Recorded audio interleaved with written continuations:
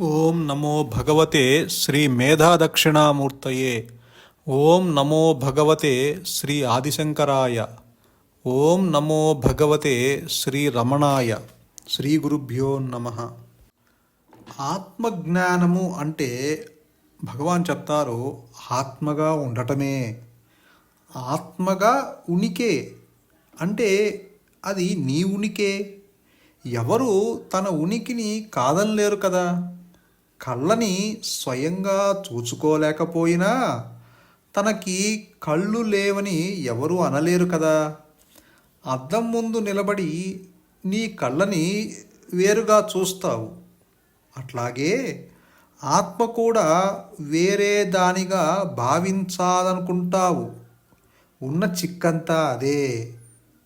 ఎప్పుడు ఈ వేరే విధంగా భావించుకోవటానికి అలవాటు పడిపోవటం వల్లే నీ గురించిన జ్ఞానాన్ని పోగొట్టుకున్నావు.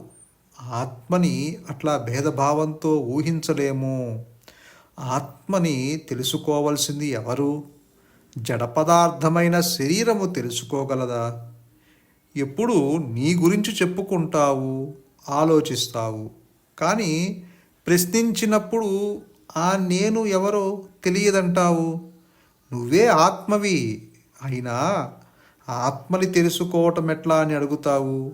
ఇందులో భగవంతుని లీల కానీ దానిలో కాఠిన్యం కానీ ఎక్కడి నుంచి వచ్చాయి? ఈ ఆత్మని మనుష్యులు గుర్తించకపోవటం వల్లనే ఇన్ని శాస్త్రాలు మాయ గురించి లీల గురించి చెప్తాయి అంటున్నారు భగవాన్. అంటే ఆత్మజ్ఞానం అన్నా, ఆత్మదర్శనము అన్నా, లేకపోతే ఆత్మ సాక్షాత్కారము అన్నా ఆత్మగా ఉండటమే. అంటే ఆత్మలో సంస్థితుడమై ఉండటమే. నేనున్నాను అన్న స్థితిలో ఉండటమే.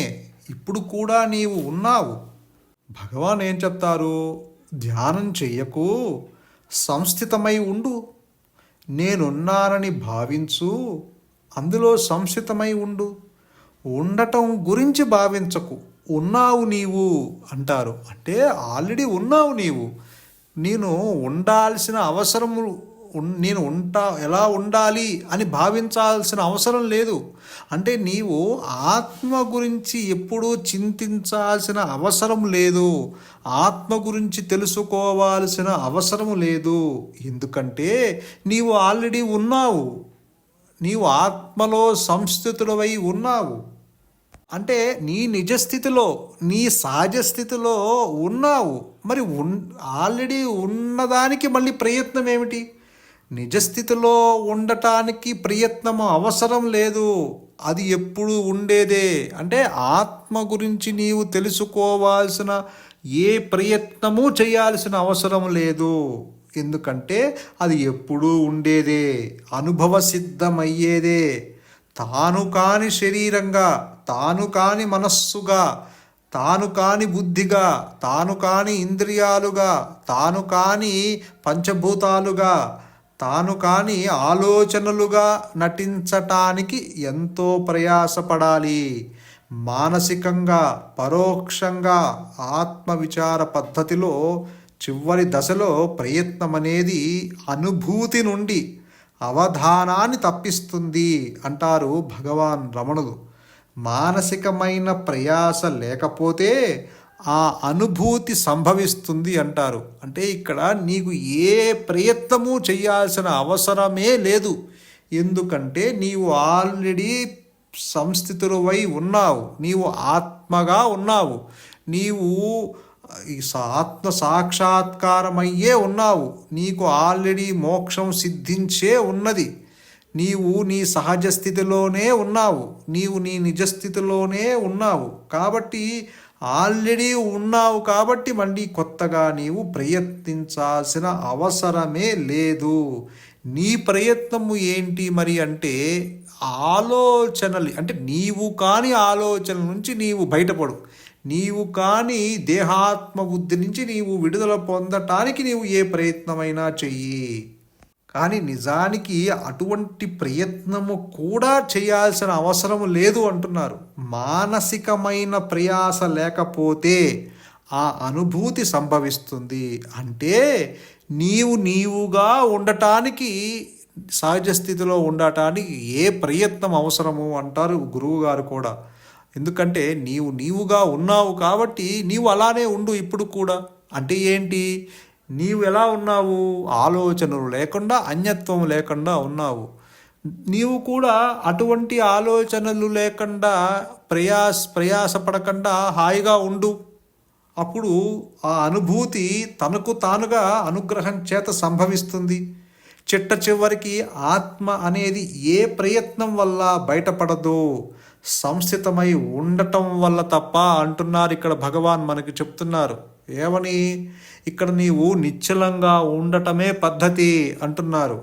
అంటే నిశ్చలంగా ఉండటం అంటే నీ అహంకారాన్ని పూర్తిగా ధ్వంసం చేసుకోవటం అన్నమాట. నేనంటే ఫలానా అనే భావాన్ని విడిచిపెట్టు చాలు అంటున్నారు. అంటే నీది కాని దాన్ని నీవు విడిచిపెట్టు. ఇప్పుడు నీవు రాంగ్ ఐడెంటిటీతో ఉన్నావు, రాంగ్ ఐడెంటిటీతో తాదాప్యము చెంది ఉన్నావు. కాబట్టి దానికి నీవు కొంత ప్రయత్నము చేసి దాని నుంచి బయటపడటానికి, అంటే ఆ ఆలోచనలు లేని స్థితిని అలవాటు చేసుకోవటానికి నీవు ధ్యానం చెయ్యి, లేకపోతే విచారణ చెయ్యి, లేకపోతే ఇంకోటి చెయ్యి. అదంతా మనోలయానికే, మనోనాశనానికి కాదు. కాబట్టి నీవు మనోనాశనము ఏ ప్రయత్నము వల్ల జరగదు. దానికి ఎటువంటి కార్యకారణ సంబంధాలు ఉండవు. ఆత్మని తెలుసుకోవటానికి ఏ కార్యకారణ సంబంధాలు ఉండవు. నేను ఇది చేస్తే నాకు అది వస్తుంది అనే పద్ధతి ఆత్మలో ఉండదు. బయట నీవు ఏదన్నా ఒక వస్తువు కొనుక్కోవాలి అంటే కొంత ప్రయత్నం చెయ్యాలి, ఏదన్నా సాధించాలి. కానీ ఇక్కడ సాధించేది కాదు, ప్రయత్నించేది కాదు. ఎందుకంటే సాధన చేసేవాడు లేడు, ప్రయత్నము చేసేవాడు లేడు. అందుకని ఆత్మ అంత అత్యంత తేలికైంది అంటున్నారు. ఆత్మ అనుభవ సిద్ధమై ఉన్నది. ఇక్కడ సాధించేవాడు లేడు, ప్రయత్నించేవాడు లేడు, తెలుసుకునేవాడు లేడు, వినేవాడు లేడు, ప్రశ్నించేవాడు లేడు. వీడెవ్వడూ లేడు. కాబట్టి లేని వస్తువుతో ఉన్న వస్తువుని నీవు పొందలేవు. కాబట్టి ఇక్కడ నీవు చేయవలసిందల్లా నిశ్చలంగా ఉండటమే పద్ధతి. భగవాన్ ఏం చెప్తున్నారు? ఆత్మవిచార పద్ధతి లక్ష్యము ఏంటి? మనస్సు యొక్క మూలాన్ని ఎరిగి అందులో లీనమవటం, తన నిజస్థితి గురించి ఎరుక కలిగి దానికి భిన్నమైన వాటి పట్ల ఆసక్తిని ఉపసంహరించుకోవటం. ప్రారంభ దశలో భావం నుంచి భావించేవాని పట్ల అవధానం కలగటానికి ప్రయత్నం చేయవలసి వస్తుంది అంటున్నారు. అంటే నీవు కాని దాన్ని వదిలించుకోవటానికి కొంత ప్రయత్నం అవసరం ప్రారంభ దశలో. అంటే మొదట్లో ఇప్పుడు పూజ గదిలో ఒక దీపం వెలుగుతూ ఉందండి. ఆ దీపము వెలుగుతున్న దీపం కదులుతూ ఉన్నది. దానికి కారణము ఆ గదిలో ఉన్న కిటికీ ద్వారా బయట నుంచి గాలి వచ్చి ఆ దీపాన్ని కదిలిస్తూ ఉన్నది. అది నిశ్చల స్థితికి రావట్లేదు. ఎప్పుడైతే మీరు ఆ కిటికీ మూసేశారో ఆ గాలి వెంటనే లోపలికి రాకుండా ఆ కిటికీ అడ్డుగా ఉంది కాబట్టి ఆ గాలి లోపలికి రావటం ఆగిపోయింది. ఎప్పుడైతే గాలి రావటం ఆగిపోయిందో ఆ దీపము వెంటనే నిశ్చల స్థితికి వచ్చేసింది, అంటే కదలని స్థితికి వచ్చేసింది. అలానే మీ మనస్సు బహిర్ముఖం అవటం అలవాటైంది జన్మల నుంచి. ఆ కోరికల వెంబట, ప్రపంచం వెంబట, ఇతరులు వెంబట, ఆ ప్రాపంచిక విషయాలు తెలుసుకోవటం వెంబట, అలానే అయిష్టాల వెంబట, రాగద్వేషాల వెంబట, ఇలా నీవు కాని దాంతో తాదాప్యం చెందేలా నీకు అలవాటు అయిపోయింది. జన్మల నుంచి దాంతోనే తాదాప్యం చెంది ఉండటం వల్ల నీవు బయట వెతుకుతున్నావు నీకు శాంతిని. నీకు ఎప్పటికీ దొరకదు. బయట వస్తువుల్లో శాంతి లేదు. అది నీ హృదయంలోనే ఉన్నది, నీకు అత్యంత సమీపంగా ఉన్నది. కాబట్టి అటువంటి దాన్ని నీవు పొందాలి అంటే ఇక్కడ అటువంటి దానిలో సంసితులు అవ్వాలి అంటే ఆ దీపము ఎలా అయితే నిశ్చలంగా ఉన్నదో నీ మనస్సు కూడా అక్కడ ఆ పూజ గదిలో ఉన్న కిటికీని మూసేసినట్టు నీ మనస్సు కూడా ఆ మనస్సులో ఉన్న ఆ కిటికీని అంటే ఆలోచనలు రానియకుండా నీ మనస్సులోకి వాటిని స్మరించకుండా వాటిని విస్మరిస్తూ వాటి వెంబట వెళ్ళకుండా అంటే ప్రాపంచిక విషయాల్లో జోక్యం చేసుకోకుండా ఇతరుల విషయాల్లో జోక్యం చేసుకోకుండా రాగము వద్దు ద్వేషము వద్దు రెండూ విడనాడవలసిందే అంటారు భగవాన్. కాబట్టి ప్రతి దాంట్లో దోషదర్శనం చేసుకుంటూ వైరాగ్య భావం కలిగి ఉంటే నీకు కొంత ఆలోచనలు లోపలికి రాకుండా నీకు అక్కడ ఉపయోగపడతాయి ఇవన్నీ. నీకు ఎప్పుడైతే ఆలోచనలు ఆగిపోయాయో నీ మనస్సు వెంటనే నిశ్చల స్థితికి వస్తుంది. ఆ దీపము ఆ గాలి లోపలికి చొరబడకుండా కిటికీని మూసేస్తే ఆ దీపము నిశ్చల స్థితికి ఎట్టా అయితే వచ్చిందో అలానే బాహ్యంగా నీవు వెళ్ళకుండా ఎప్పుడైతే ఆ కిటికీని మూసేశావో అంతర్ముఖం అయ్యావో అంటే బయటికి సంబంధించిన ప్రాపంచిక విషయాలకు సంబంధించిన ఆలోచనలు నీ లోపల చొరబడకుండా ఉన్నాయో వెంటనే నీ మనస్సు కూడా నిశ్చల స్థితికి వచ్చేస్తుంది. దానికి కొంత ప్రయత్నం అవసరమే అంటున్నారు.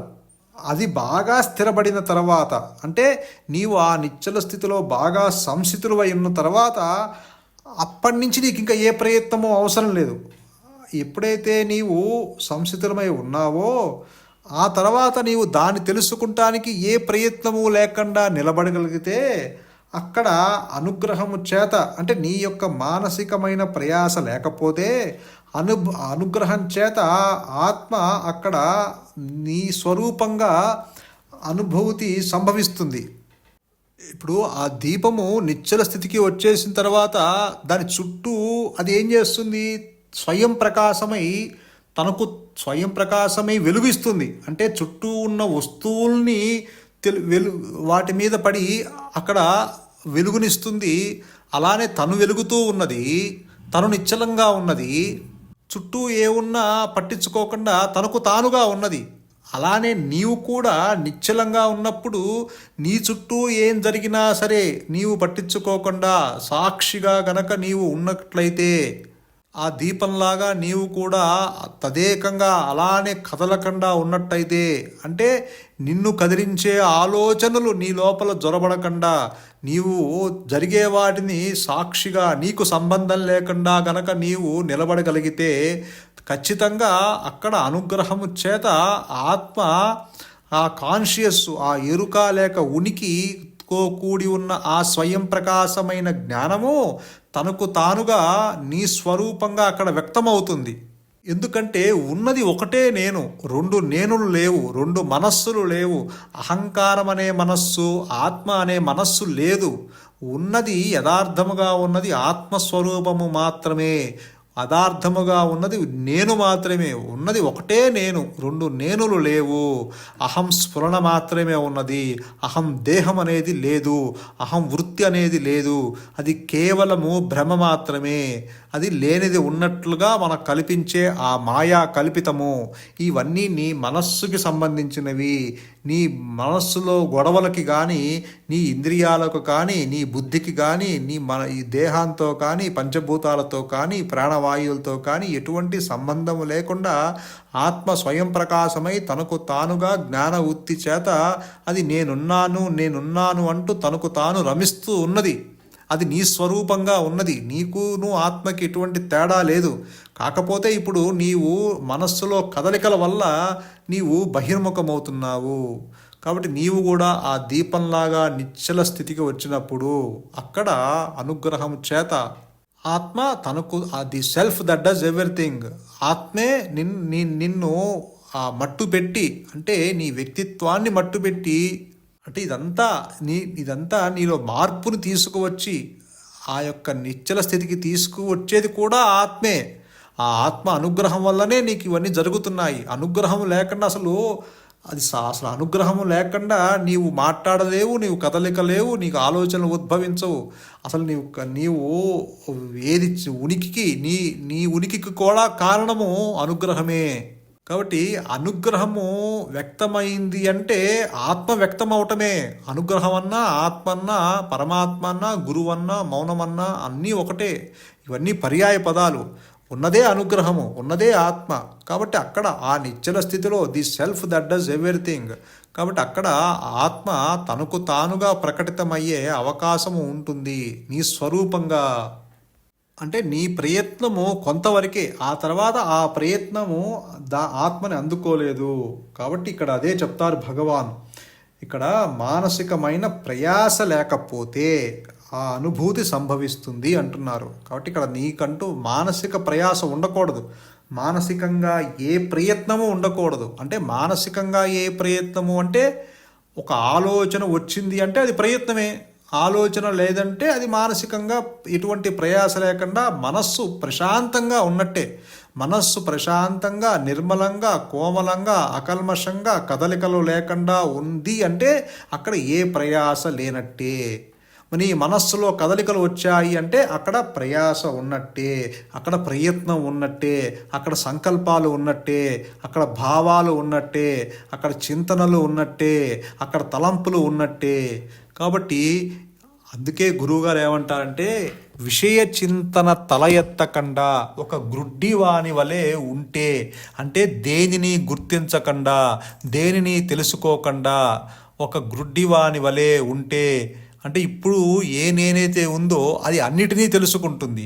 ఏ మనస్సే ఆ మనస్సే గనక ఒక గ్రుడ్డివాని వలె దేనిని తెలుసుకోకుండా ఉంటే ఆ మనస్సే అనుగ్రహం చేత తన్ను తాను తెలుసుకుంటుంది.